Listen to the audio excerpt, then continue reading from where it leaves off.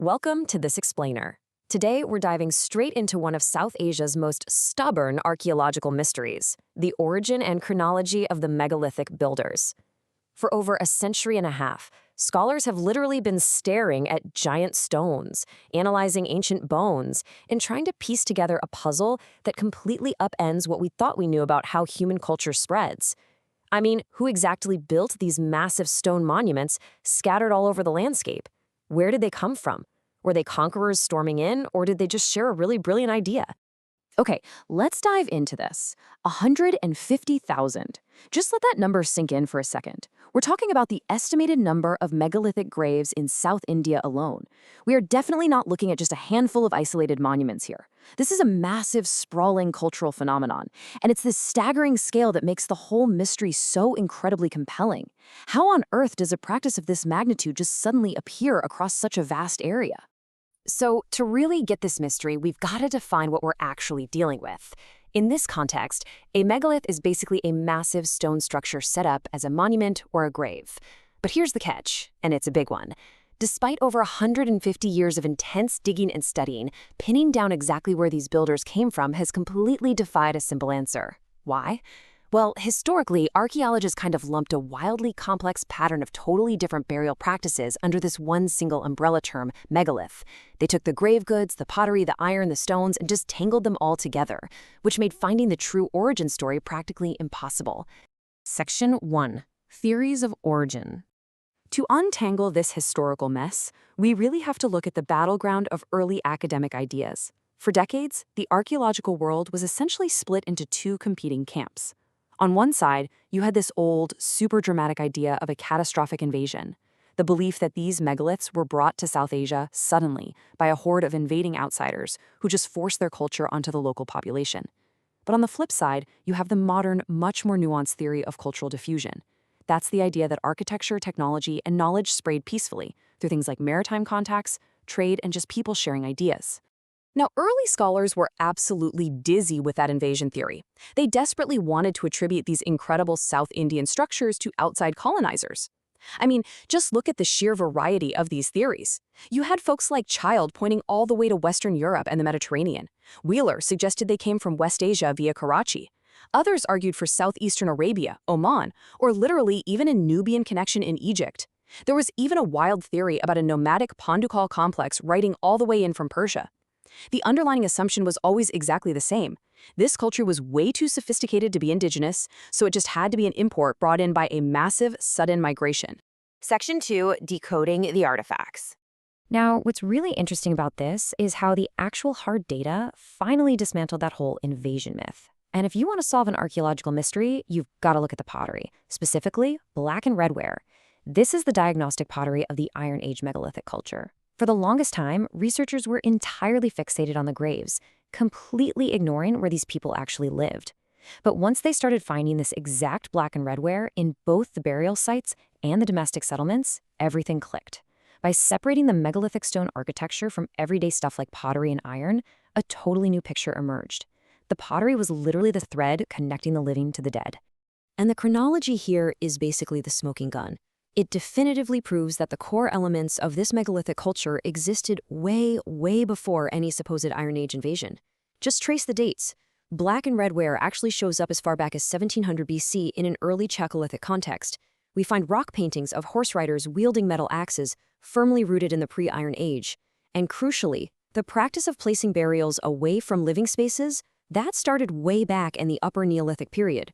So, by the time the Iron Age megalithic complexes were fully established, the foundational culture was already completely baked in.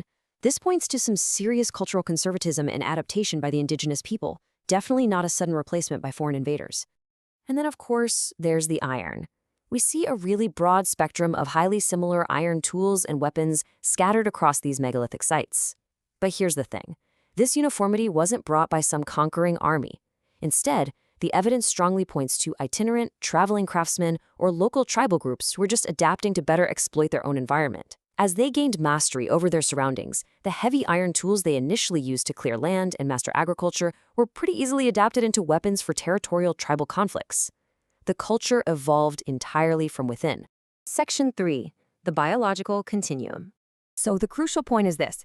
If the artifacts didn't come from a sudden invasion, what about the actual people? Well, here is the definitive plot twist, perfectly summarized by physical anthropologist Kenneth Kennedy back in 1975. He stated that the skeletal record of the megalithic builders does not provide the slightest reason to accept the hypothesis of a sudden displacement of populations. That right there is the final fatal blow to the catastrophic invasion theory. When scientists actually analyzed the skeletal remains, they found that the living peoples of peninsular India are a direct biological continuum of their Neolithic ancestors. There was absolutely no sudden influx of a new race. The people stayed exactly the same. It was their ideas that evolved. Which brings us to the central, honestly beautiful metaphor of this whole explainer, coined by the scholar Daniel. Megaliths do not represent a single unitary movement. Ideas have wings. Human culture doesn't just change because massive hordes of people pack up their lives and physically march across a continent. It changes through the slow, powerful, and peaceful trading of ideas, technology, and beliefs, often through maritime contacts and commercial networks. The concept of the megaliths simply took flight. Section 4. The Sri Lankan Connection. To really prove that ideas have wings, we need to track their flight path. And for that, we're looking at a tale of two shores. Over on the northwestern coast of Sri Lanka, we have the megalithic site of Pamparipu. Directly across the water, sitting on the southeastern coast of India, is the site of Adichanellur. Now, if this theory of maritime cultural diffusion holds water, pun absolutely intended, these two distant shores should share a really obvious archaeological fingerprint. And this brilliantly illustrates the point. When you compare the raw data of the urn burials at both sites, the dimensions are practically identical, with heights clustering tightly between 0.66 and 1.22 meters. They both use these very specific thickened rim styles. They share the same base shapes, and they both cover their urns with flat conical lids and dishes. You guys, this is not a coincidence. This is undeniable, hard proof of a shared cultural lineage and active communication between these two distant sites right across the ocean. But remember, when an idea flies to a new place, it always adapts to its new home. When we look at the megalithic cists, which are basically these box-like stone graves, we see some truly fascinating local adaptations. The Sri Lankan cists are noticeably smaller than their Indian counterparts. And even more importantly, the Sri Lankan cists completely lack the bounding stone circles, the floor slabs, and those very specific portholes you see in India. In India, these portholes were carved right into the stone, and scholars think they were either for blowing incense or maybe meant as a literal doorway for spirits to enter and exit.